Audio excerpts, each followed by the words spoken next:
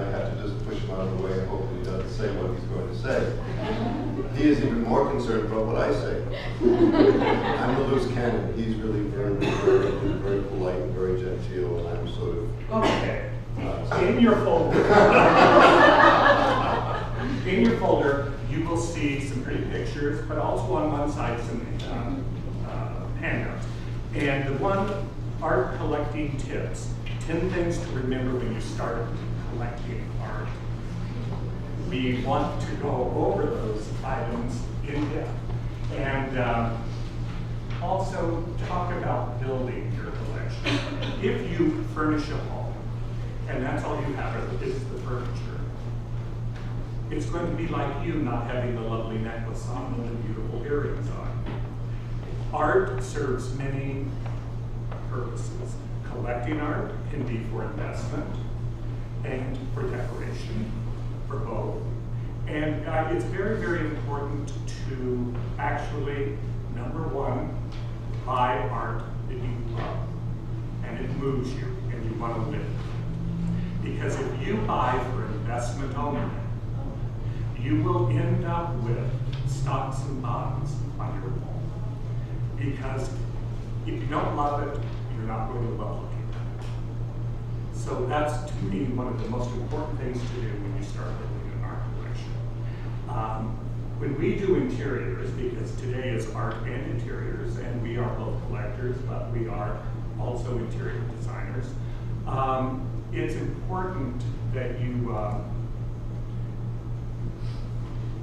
work cohesively with everything to put it together. When we work with clients, we either start with clients who have an art collection already, and we will build their interior around it. Or we have clients who we have to furnish their dwelling. And so we start basically with the furnishing, if they have no art, or incorporate what art they have into their home. But a lot of times they don't have a large collection.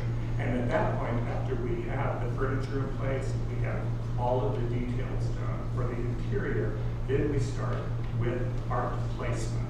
Because it is very important to have the groundwork done on your interior before you actually place art. For instance, you have a table over here. That table in place will let you know how that arrangement is going to be done, how the placement of the art is going to be.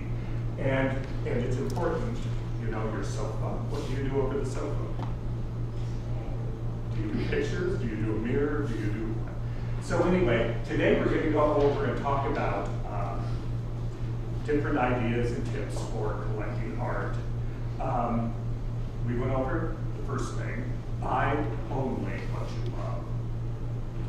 And then... I'm going to have a comment about every one of the things he's saying, by the way, so just keep that in mind. Well, Bill said casually something about buying for investment, and there's a big point I want to stop right now and I want to make. And on the back of yours, this is something that hasn't even happened.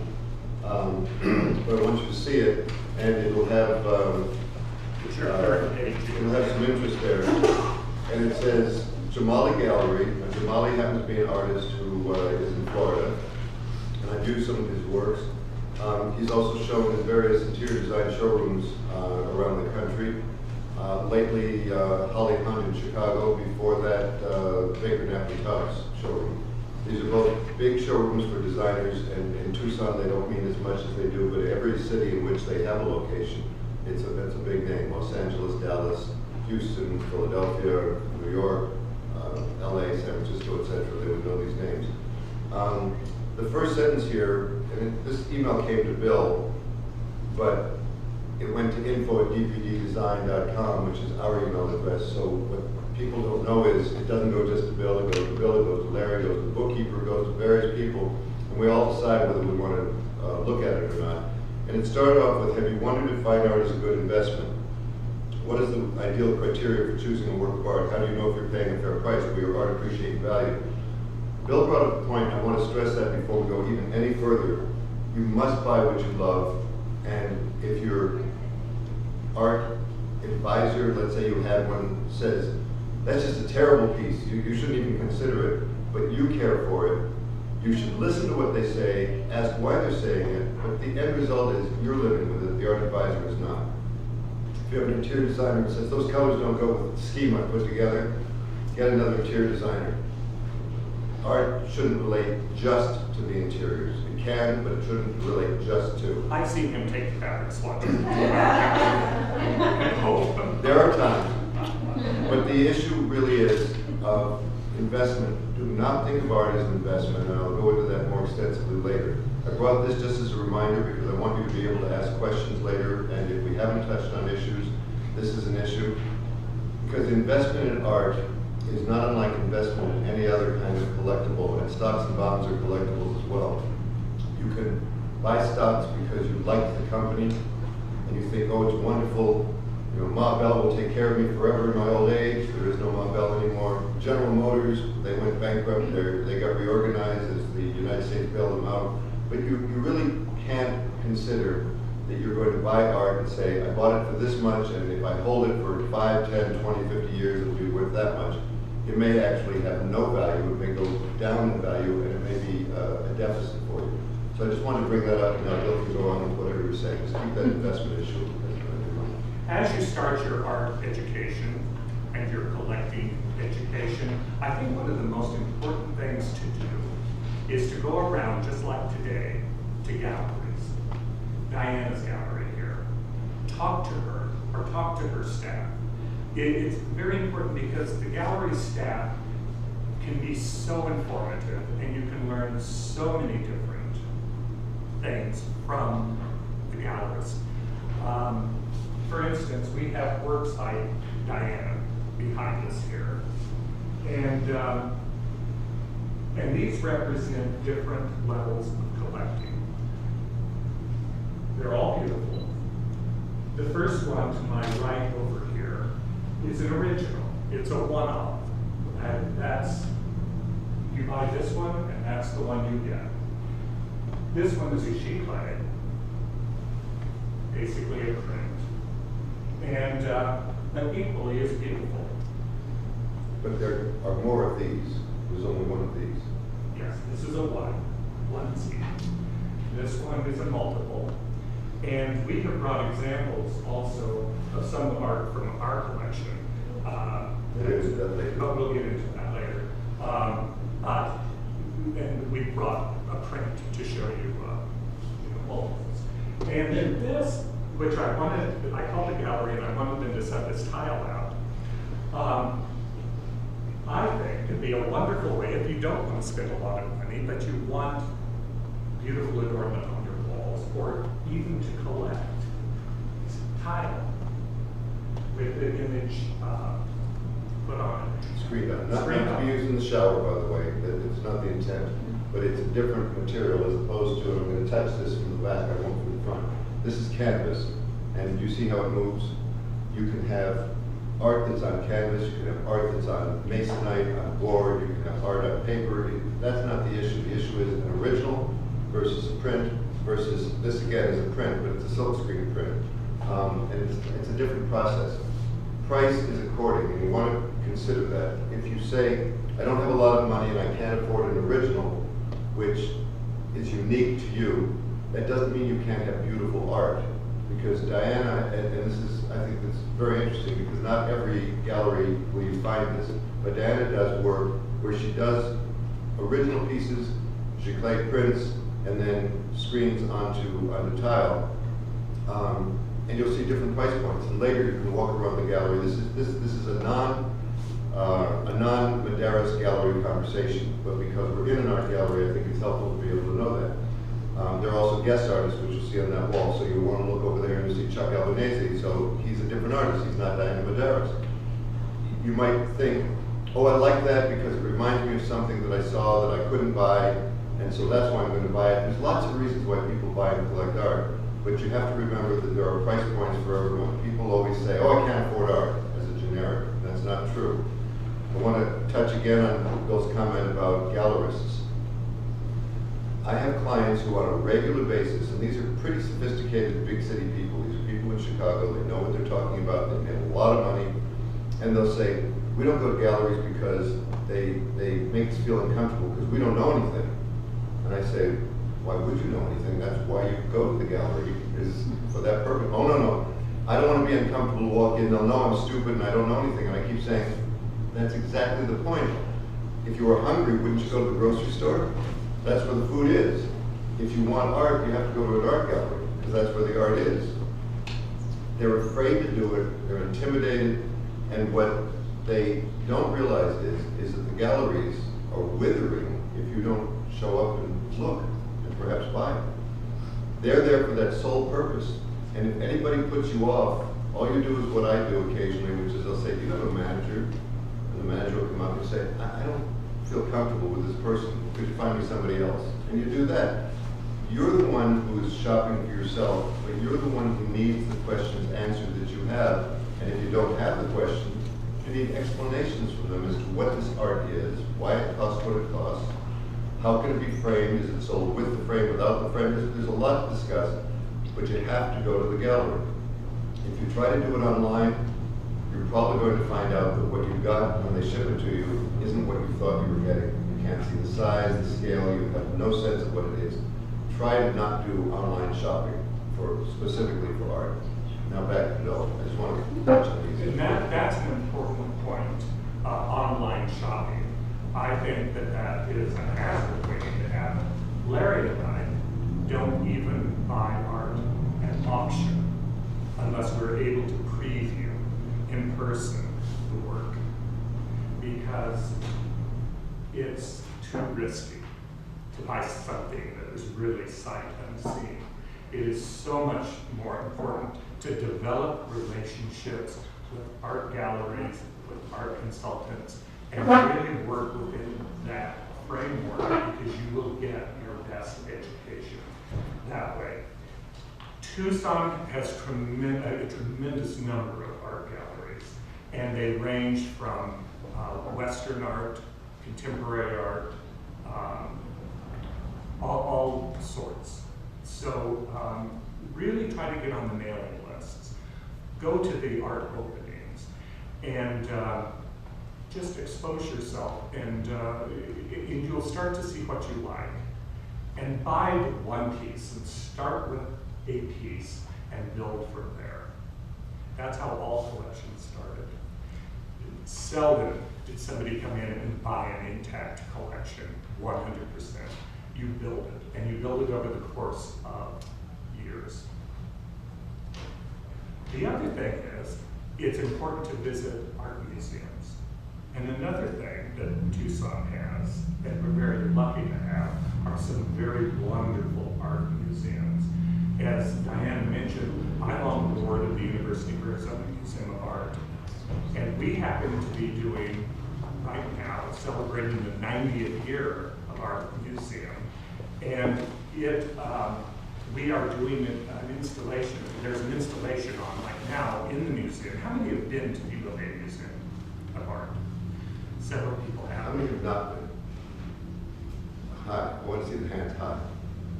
1, 2, 3, 4, 5, 6. Okay. I would love for you to go, because right now we have a show up called Unfolding Legacy. And the University of Arizona has one of the premier in the country collection of art that is so not known by the people of Tucson and Arizona. I mean, we have a Mark Rothko, we have a Jackson Pollock, we have a Henry Moore sculpture, we have a Calder mobile. We have, and right now, during this Unfolding Legacy, they're all, not all of them. I mean, there's 6,000 pieces in the University of Arizona's collection. And on top of that, we have the Crest collection, the retablos, and the medieval art. And then we have the Gallagher collection, which has the contemporary pieces that are shown right now. If anybody has a chance to get down there over this weekend, it is well worth seeing that. Is that show closing with this weekend? No, that show is open through the 22nd of March. But I will tell you, it is probably one of the most important things the University of Arizona has done. there are 4 Renoirs on one wall. Yeah. And Renoir is, for those of you who don't know who the names are that we've just thrown out, we've just hit some of the very top names in the world. I mean, Mark Rothko sold at auction in the last year or so for about $100 million. Mark Rothko painted basically floating squares, let's call it. I mean, to make it simple, they sort of levitate. They are built up with layer after layer after layer of painting. The man was absolutely crazy. And there was a play at the Arizona Theater Company called Red last year that was the story. Did you see that? I did, it was incredible. It was an amazing production. And it told about him. He'd gotten a big commission, as an example, for the Four Seasons restaurant in New York, which was a major, major restaurant, a commission to produce works. And he decided he didn't like the Four Seasons. And so he received the money, gave it back. He finished his paintings, he never gave them to him. They were conceived as a one entity. They got moved around and sold at various times and such. But the man was quirky. He wasn't producing art just for money. He was producing art because it was his total passion. And in the country, to have a Mark Rothko is a very, very big deal, and we have a very major Mark Rothko. Wouldn't be $100 million, would maybe be a $40 to $60 million painting. It's enough for me. So it's important to know that some of the names we're saying, Calder does mobiles and stabiles. Have any of you heard of Alexander Calder? You know, he is the man who takes pieces of colored metal and sheet metal and such and ties them with wires, suspends them from the ceiling, and they move. They're balanced exquisitely. They have a huge mobile here. I mean, the University of Arizona Museum of Art is something that most people really don't have an awareness of because you can't drive right up to it. You have to go to the corner of Park Avenue and Speedway, park in the lot, walk under the underpass under Speedway, and the first series of buildings on the right as you come out is the whole Fine Arts Complex. If you walk those to the right and straight ahead, you're in the museum. There's also a student museum, the Joseph Gross Gallery. There's also the Peter Maroney Theater for theater. There's Crowder Hall a little bit further for music. It's really a fabulous facility, but because you can't drive right up to it, a lot of people don't know where it is. Bill was about to tell you that the University of Arizona Museum of Art is not to be confused with the Tucson Museum of Art, which is an equally wonderful institution. And I've listed on the second page these museums. We basically have the Tucson Museum of Art, which is downtown on Main Street. We have the Museum of Contemporary Art, which is downtown, also on Church Avenue. And I've listed the addresses and the telephone numbers so that you might call to see what exhibits are up. I've already touted the University of Arizona Museum of Art, which they call UAMA, at 1031 North Olive, which Olive Road there is the Fine Arts Complex. And also not to be confused with the University of Arizona Museum of Art is the Arizona State Museum, which is wonderful in its collections of Native American. The largest basket collection and pottery collection in the world of Native American art. Extraordinary.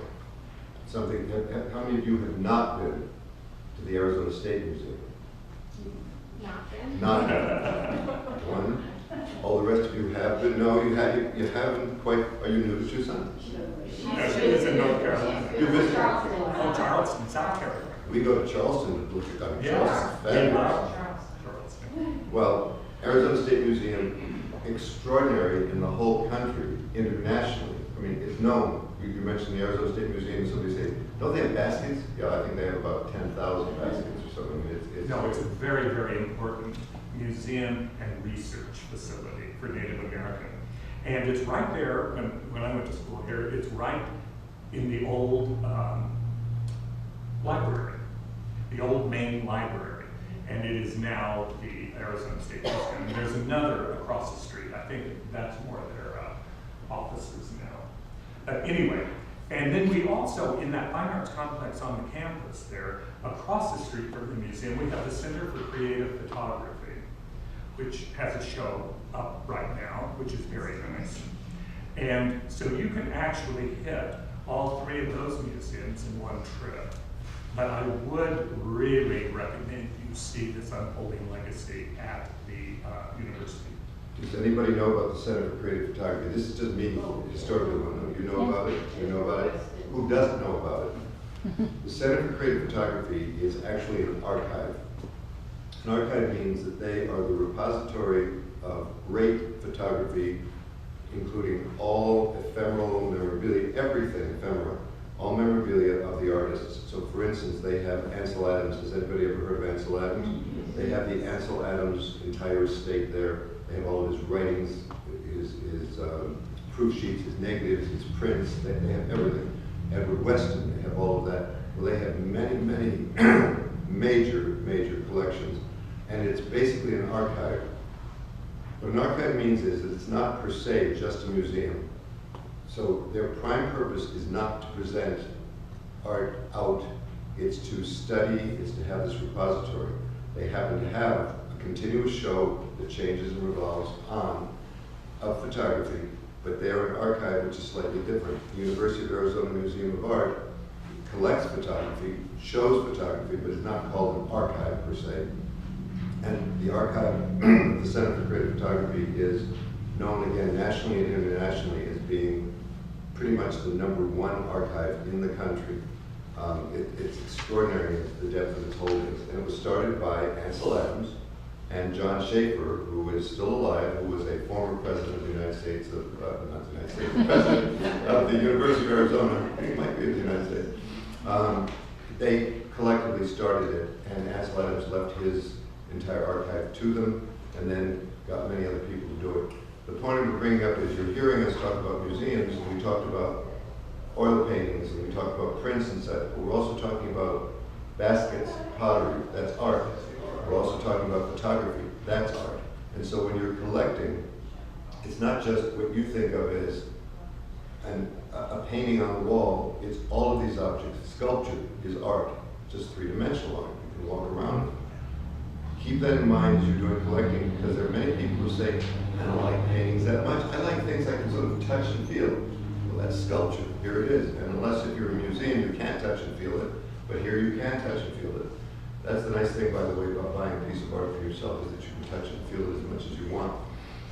In a museum, do not touch it, do not feel it, because that little bit of moisture, the little bit of oil, eventually, if someone every day touches it, and hundreds touch it, and thousands, all of a sudden it wears the patina off of it, and it destroys some of the intrinsic value, so you don't want to do that. Bill?